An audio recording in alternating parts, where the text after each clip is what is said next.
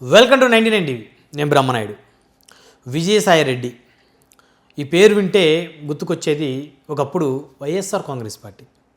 అప్పుడే కాదు, ఇప్పుడు కూడా విజయసాయి రెడ్డి అంటే టక్కున జగన్మోహన్ రెడ్డి గారు గుర్తొస్తారు, వైఎస్ఆర్ కాంగ్రెస్ పార్టీ గుర్తొస్తుంది. ఎందుకంటే ఆ పార్టీతో ఆయనకి అంతలా విడదీయరానటువంటి అనుబంధం ఉంది. దాదాపు 10 ఏళ్ల పాటు జగన్మోహన్ రెడ్డి గారికి అత్యంత సన్నిహితుడిగా, నమ్మిన బంటుగా ఉన్నటువంటి వ్యక్తి విజయసాయి రెడ్డి గారు. వైఎస్ఆర్ మరణం తర్వాత వైకాపా పార్టీని ప్రారంభించిన జగన్మోహన్ రెడ్డి గారికి వెన్నుదన్నుగా ఉంటూ వచ్చారు విజయసాయి రెడ్డి గారు. జగన్మోహన్ రెడ్డి గారు అక్రమాస్తుల కేసులో జైలు జీవితాన్ని అనుభవించిన తరుణంలో విజయసాయి రెడ్డి గారు కూడా జైలు జీవితాన్ని అనుభవించినటువంటి పరిస్థితి. అంటే ప్రతి అంశంలో కూడా విజయసాయి రెడ్డి గారు జగన్మోహన్ రెడ్డి గారికి తోడుగా ఉండేవారు. కాబట్టి జగన్మోహన్ రెడ్డి గారు 2019లో 151 స్థానాలను సాధించడంలో విజయసాయి రెడ్డి గారి పాత్ర కూడా ఉందని చెప్పాలి. ఎందుకంటే వైఎస్ఆర్ కాంగ్రెస్ పార్టీ ఏర్పాటు చేసిన తర్వాత కాంగ్రెస్ పార్టీ నుంచి వైసీపీలోకి వలసలు విస్తృతంగా జరిగాయి. అంటే వలసలు ఆ విధంగా జరగటం వెనక విజయసాయి రెడ్డి గారి పాత్ర వెలకట్టలేనిది. ఎంతోమంది ప్రజాప్రతినిధుల్ని, మాజీ శాసనసభ్యుల్ని, మాజీ మంత్రుల్ని 2014 ఎన్నికలకు ముందు వైకాపాలోకి చేర్చిన ఘనత విజయసాయి రెడ్డి గారిది. 2019 ఎన్నికలకు ముందు కూడా ఎంతోమందిని తెలుగుదేశం నుంచి వైఎస్ఆర్ కాంగ్రెస్ పార్టీలో చేర్చినటువంటి ఘనత విజయసాయి రెడ్డి గారు. అలాంటి విజయసాయి రెడ్డి 2024 ఎన్నికల తర్వాత వైకాపాకి రాజీనామా చేశారు, రాజ్యసభ సభ్యత్వానికి రాజీనామా చేశారు.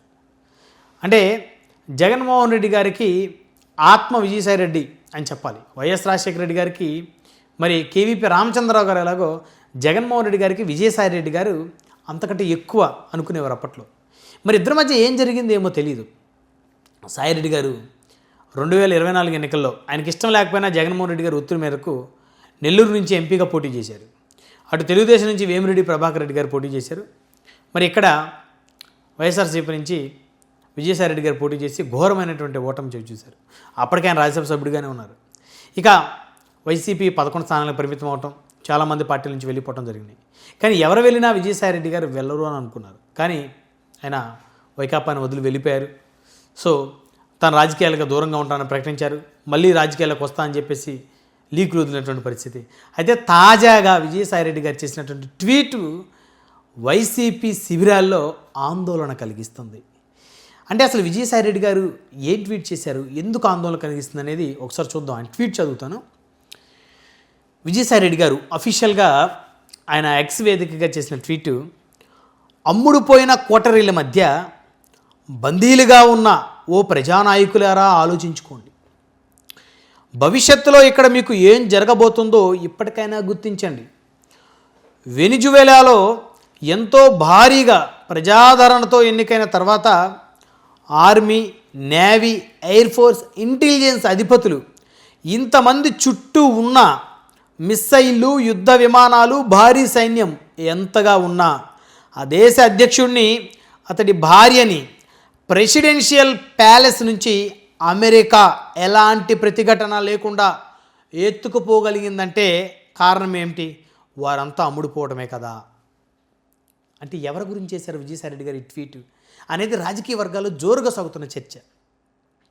వెనిజువేలాలో ప్రెసిడెంట్ని ఎలాంటి ప్రతిఘటన లేకుండా, ఎలాంటి యుద్ధం లేకుండా అమెరికా అక్కడ ప్రెసిడెంట్ని, ఆయన భార్యని తీసుకొని వచ్చేశారు. అంటే ఆర్మీ, నేవీ, ఎయిర్ ఫోర్సు వీటన్నిటిని దాటుకొని ఎలా రాగలిగారు అనేది విజయసాయి రెడ్డి గారి యొక్క ప్రశ్న. అంటే వారందరూ అమ్ముడుపోవడం వల్లనే కదా దేశ అధ్యక్షుడే మరొక దేశం చేతిలో బందీ అయి కూర్చున్నాడు అని చెప్పేసి సాయిరెడ్డి గారు అన్నారు.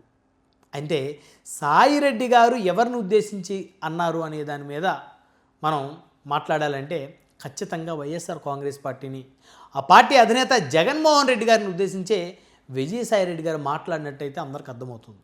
ఎందుకంటే కూటమి గురించి ఆయన మాట్లాడాల్సినటువంటి అవసరం లేదు, ఆయన మాట్లాడరు. ఎందుకంటే కూటమిలో 3 పార్టీలు ఆంధ్రప్రదేశ్లో: తెలుగుదేశం, జనసేన, భారతీయ జనతా పార్టీ.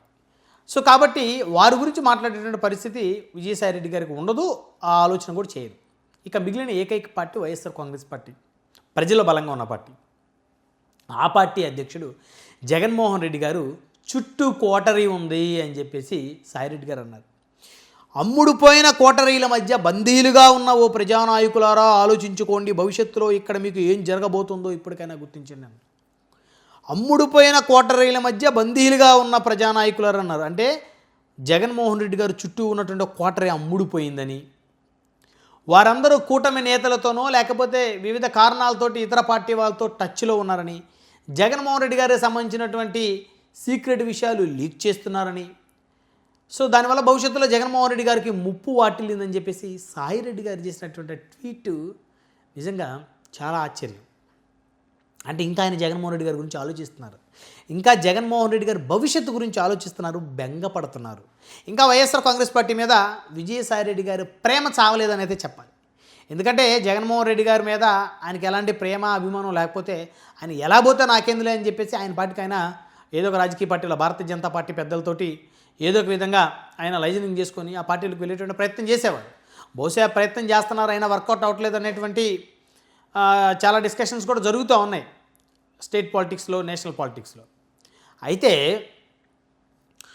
అమ్ముడుపోయిన కోటరీల మధ్య బందీలుగా ఉన్న ప్రజానాయకులరా అని సాయిరెడ్డి గారు వైసీపీ క్యాడర్ గురించి మాట్లాడుతున్నారు, వైసీపీ నాయకుల గురించి మాట్లాడుతున్నారు, వైసీపీ జిల్లా అధ్యక్షుల గురించి మాట్లాడుతున్నారు, వైసీపీ ఎమ్మెల్యేల గురించి మాట్లాడుతున్నారు, మాజీ ఎమ్మెల్యేల గురించి మాట్లాడుతున్నారు, మాజీ మంత్రుల గురించి మాట్లాడుతున్నారు.